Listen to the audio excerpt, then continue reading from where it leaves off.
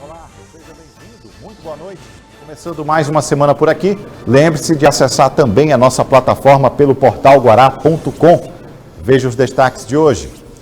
Prefeito de São Luís inicia cadastro de vacinação para jovens e amanhã já começa a imunização para quem tem 17 anos. Mais um posto de testagem de coronavírus inicia os trabalhos na APAI do Outeiro da Cruz. Ações de combate ao mosquito Aedes aegypti continuam. Agentes seguem com as visitas domiciliares. São Luís recebe a visita de ministro da Cidadania. Em solenidade, a capital recebeu furgões, ônibus e cesta básica. Fórum de Governadores da Amazônia Legal lança plano de recuperação verde. E ainda, as informações da educação. Inscrições no Enem 2021, ProUni e as aulas do Terceirão não tira férias. Tudo isso e muito mais agora, no Jornal da Guará.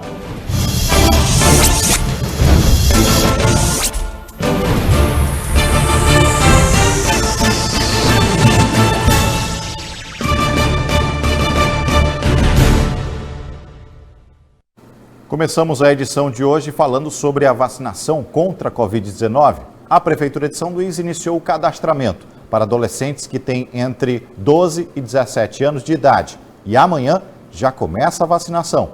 Até ontem, segundo a Secretaria Municipal de Saúde, já temos aí 89,12% da população adulta vacinada com a primeira dose.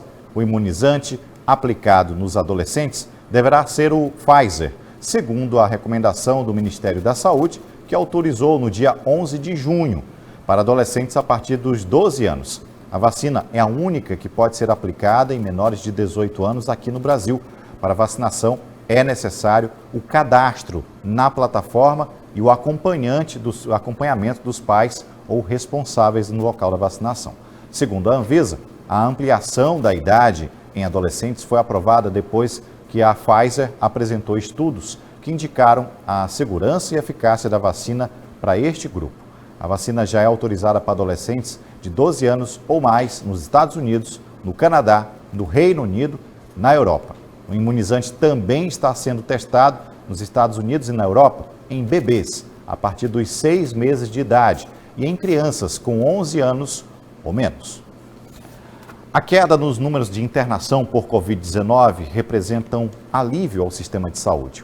Alívio também ao cidadão. Mas isso não representa o fim da pandemia. Os leitos de UTI, que chegaram a ultrapassar 90% de ocupação, estão em 69%. E os leitos clínicos, da média de 75%, caíram para 54% de taxa de ocupação. Mas a gestão estadual e municipal estão empenhadas para acelerar a vacinação, principalmente a segunda dose. Segundo o boletim de hoje, temos 312 novos casos de coronavírus. Em São Luís são 125. Na cidade de Imperatriz ficou registrado aí 13 casos. Nas demais regiões foram 174. Veja aí os números das internações em leitos de enfermaria. Temos 687 internados e para os leitos de UTI são 415 internações. Ainda sobre a vacinação da segunda dose, vacine e concorra ao sorteio do programa Dose Premiada. Prêmios aí de R$1.000 que podem chegar até R$10.000. Paralelo ao trabalho de vacinação, governantes da Prefeitura de São Luís firmaram parceria com a APAI para testagem rápida e possível detecção de infectados com coronavírus.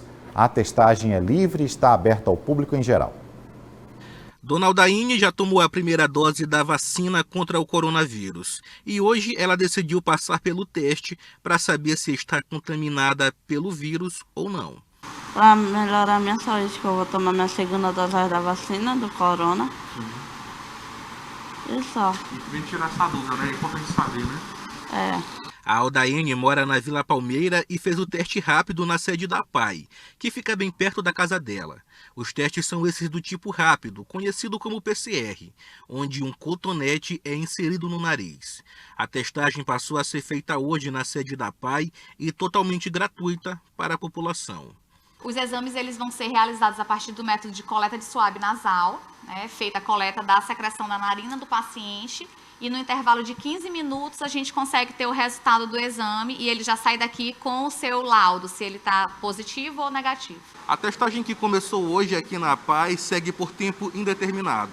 Esse trabalho está sendo feito em parceria com a Prefeitura de São Luís. Pela tarde, cerca de 30 testes podem ser feitos. Para isso, é preciso que a pessoa chegue com antecedência e pegue a senha aqui no local. Os testes são feitos de segunda a sexta, das 14 às 18 horas, somente pela tarde, para evitar aglomeração.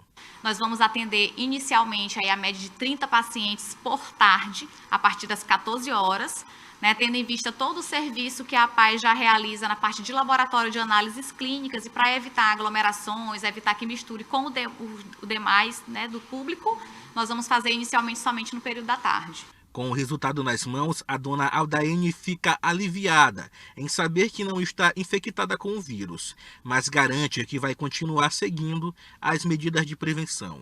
É bom, porque deu negativo e estou aliviada agora do Covid. Por aqui seguimos com uma outra luta contra o mosquito Aedes aegypti, principal transmissor da dengue, zika vírus e chikungunya. Mesmo com a queda acentuada no número de notificações, os agentes de endemia seguem realizando diariamente visitas domiciliares em diversos bairros. As 3 agentes de endemias seguem a rotina de vigilância. De porta em porta, vão conversando com os moradores para saber como anda a prevenção contra as chamadas arboviroses, que compreendem a dengue, a chikungunya, zika vírus e outras doenças, como febre amarela, por exemplo. Nas casas, elas fazem a vistoria dos ambientes onde há possibilidade de acúmulo de água e onde a presença de água é certa, como caixas d'água e cisternas. Sempre a gente orienta com relação à lavagem do tanque, né? Sempre pelo menos ter o cuidado de estar lavando uma vez por semana, né? Sempre estar utilizando água sanitária. Isso vai evitar com que o mosquito nasça. Certo? E com relação aos outros objetos expostos, garrafas, a gente sempre está tendo cuidado de estar verificando, tampas de refrigerantes, de garrafas, latas, esses depósitos assim que ficam expostos no quintal. Um levantamento do setor de combate às arboviroses mostrou que os números têm sido positivos. Em 2020 foram registrados 738 casos de dengue, com 3 óbitos. Neste ano, até esta data, 104 casos foram notificados, o que proporcionalmente é menor que no ano anterior. E nenhum óbito foi registrado até agora. De Zika vírus, tivemos 64 casos em 2020. Neste ano, temos 31. Já a chikungunya teve 49 notificações em 2020, com uma morte pela doença. Em 2021, são 32 notificações. Segundo o coordenador do Programa de Arboviroses de São Luís, os números em queda são resultado da falta de grandes festas, como o Carnaval e São João, e pelo fato das pessoas estarem mais tempo dentro de casa, se preocupando mais com a higiene. O fluxo migratório não intenso, ele reproduz também uma baixa em se tratando das notificações de dengue, de chikungunya e de zika vírus aqui na capital. E a questão da pandemia. A gente pode associar também que a pandemia ela tem influenciado também na redução desses casos. A permanência das pessoas em suas casas, aliada ao trabalho que se faz no programa, eu acredito que também essa permanência das pessoas na casa tem contribuído para trabalhar melhor em sua casa, né? Manter a sua casa livre de infestação do Aedes e, naturalmente, a redução dos casos acontece por conta também disso, tá? O coordenador diz ainda que os moradores precisam ser vigilantes, porque os agentes de endemias não adentram todos os cômodos da casa. O nosso agente, que ainda não tem um trabalho, a bem dizer, livre, né, para entrar no domicílio, ele tem uma ação importante, que é ter a permissão do morador de entrar em pátios e terraços e quintais das casas e fazer a identificação e tratar todos os focos existentes nessas casas, tá? E aí, quando eles terminam as suas ações, ele dá as orientações ao morador para que mantenha esse controle, tanto a nível externo, quanto na parte interna que ele não conseguiu visitar, né? Que é por conta do morador, tá? Então, isso é muito importante para o controle das arboviroses aqui em São Luís. Você viu aí, agentes de endemias têm seu papel, mas o morador também deve fazer a sua parte. Hora do intervalo. Na volta, vamos falar sobre a visita do ministro da Cidadania a São Luís com a entrega de equipamentos e cestas básicas.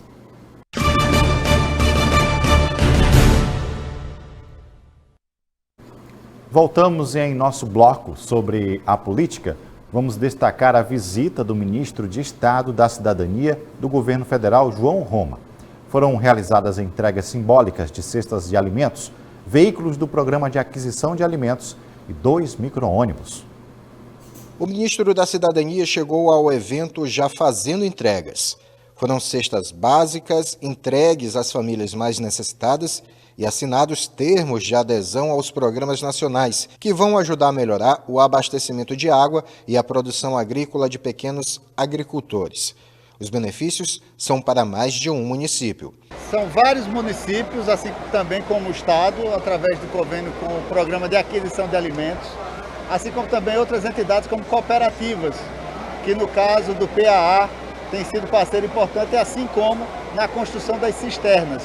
Hoje, mais de 19 municípios do estado do Maranhão estão sendo contemplados e recebendo, portanto, esses equipamentos, assim como alguns outros também receberão, através de um convênio nosso com a Codevasf, implementos, equipamentos que servirão também para auxiliar na manutenção do serviço básico dos seus municípios e na melhoria do serviço à sua população. O ministro falou também de uma parceria com a Codevasf para aquisição de mais máquinas. São várias entregas que interligam justamente programas importantes que dizem respeito à área social do governo Bolsonaro, que vão desde a entrega de micro-ônibus do MOB SUAS para atender a população em situação de vulnerabilidade através do Sistema Único de Assistência Social, passando por vans do Programa de Aquisição de Alimentos para melhorar, inclusive, a logística da distribuição de alimentos, fruto da aquisição desses produtos da agricultura familiar, de micro e pequenos produtores, até a iniciativa da distribuição de cestas básicas através da iniciativa Brasil Fraterno, que soma esforços de várias instâncias de governo, assim como o Sistema S e outras entidades. João Roma falou ainda sobre reajuste e prorrogação do auxílio emergencial e um novo Bolsa Família. Na semana passada, o presidente Bolsonaro autorizou mais 3 parcelas do auxílio emergencial, que estão atendendo a quase 40 milhões de brasileiros. Sem dúvida nenhuma, o auxílio emergencial tem sido uma importante ferramenta para atenuar o sofrimento desses brasileiros, muitos dos quais se viram impedidos de ganhar o sustento para suas famílias durante esse período de enfrentamento da pandemia. O Brasil tem dado sinais que vai retomar fortemente sua economia e espero que isso também se reflita na maior oportunidade de empregos para os nossos cidadãos. Enquanto isso, o governo federal tem feito sua parte, ampliando, portanto, em mais 3 parcelas de auxílio emergencial, que fará jus aos meses de agosto, setembro e outubro. O prefeito Eduardo Braide destacou a importância das entregas feitas para a capital maranhense. São Luís ganha um reforço muito importante hoje. É bom lembrar que, além de tudo aquilo que o ministro já disse aqui, a entrega de veículos, de equipamentos, a questão das cestas de alimentos, São Luís vai ampliar o seu programa de aquisição de alimentos, o PAA. Nós somos a capital do estado e até hoje tínhamos somente 93 agricultores familiares cadastrados. E agora nós vamos ampliar de mais de 400 mil para acima de 6 milhões de reais. Isso quer dizer que nós vamos fortalecer a produção lá na ponta, na nossa zona rural, mas também a entrega de alimentos, principalmente para as pessoas que mais precisam. Outra informação sobre o governo federal: existe um planejamento para que seja alterado o valor médio do Bolsa Família para R$ 280.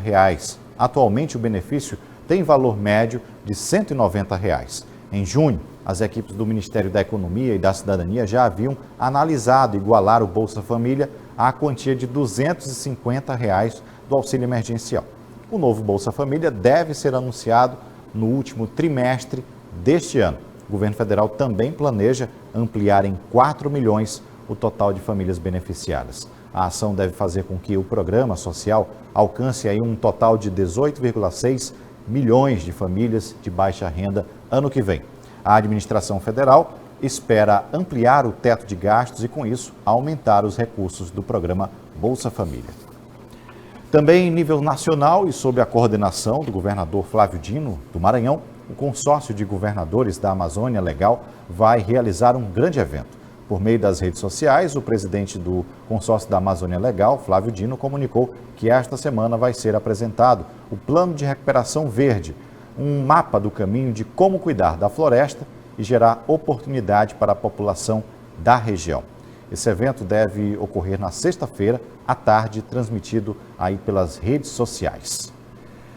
E no campo político partidário, o presidente estadual do Partido Comunista do Brasil, PCdoB, deputado federal e secretário das cidades aqui do Maranhão, Márcio Gerri, publicou nas redes sociais que esta semana, dia 17, vai iniciar as conferências municipais. E a cidade que vai aí abrir os diálogos e discussões é o município de Barreirinhas, com o prefeito Amilcar Rocha. O partido segue com os trabalhos para se manter vivo nessa corrida eleitoral já do ano que vem. A gente vai para o intervalo. Daqui a pouquinho vamos trazer informações sobre o Enem 2021 e as inscrições para o ProUni. É um instante só.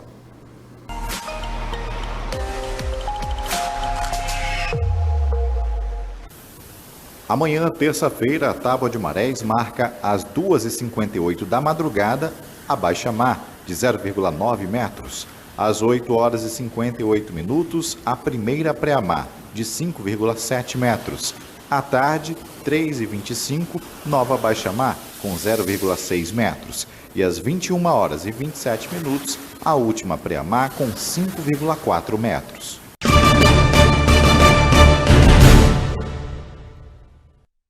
Voltando e falando sobre educação, começam amanhã e vão até a sexta-feira as inscrições para o programa Universidade para Todos, o ProUni, do Ministério da Educação. Esse programa oferece bolsas de estudo integrais e parciais de 50% em instituições particulares de educação superior, em cursos de graduação e sequenciais de formação específica a estudantes brasileiros sem diploma de nível superior. O resultado da primeira chamada está previsto para o dia 20 de julho. Para concorrer às bolsas integrais, o estudante deve comprovar renda familiar bruta mensal por pessoa de até um salário mínimo e meio. Para as bolsas parciais de 50%, a renda familiar bruta mensal deve ser de até 3 salários mínimos por pessoa.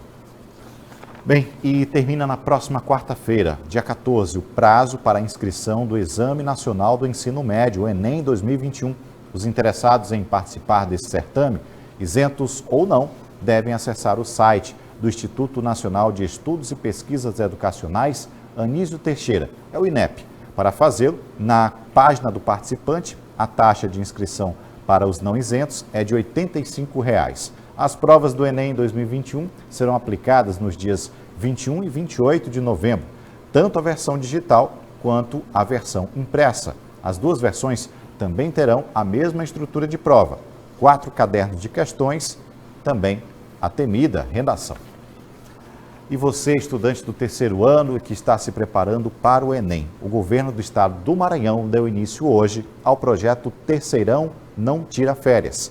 Essa transmissão será pela TV Educação, Caminho para o Saber, e pela plataforma Gonçalves Dias, ao vivo, para atender os municípios onde o sinal da TV não chega. De segunda a sexta-feira, 10h30 até meio-dia e 30, e vai contar com a resolução comentada de questões do Enem e vestibulares.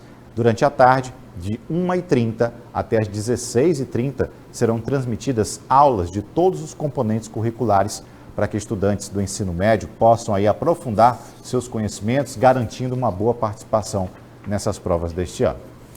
Bom, seguindo agora com informações de infraestrutura. São Luís recebeu, no final da gestão do ex-prefeito Edivaldo Holanda Júnior, ano passado, uma revitalização e reforma da área do anel viário, uma praça e pontos de embarque e desembarque dos ônibus no local.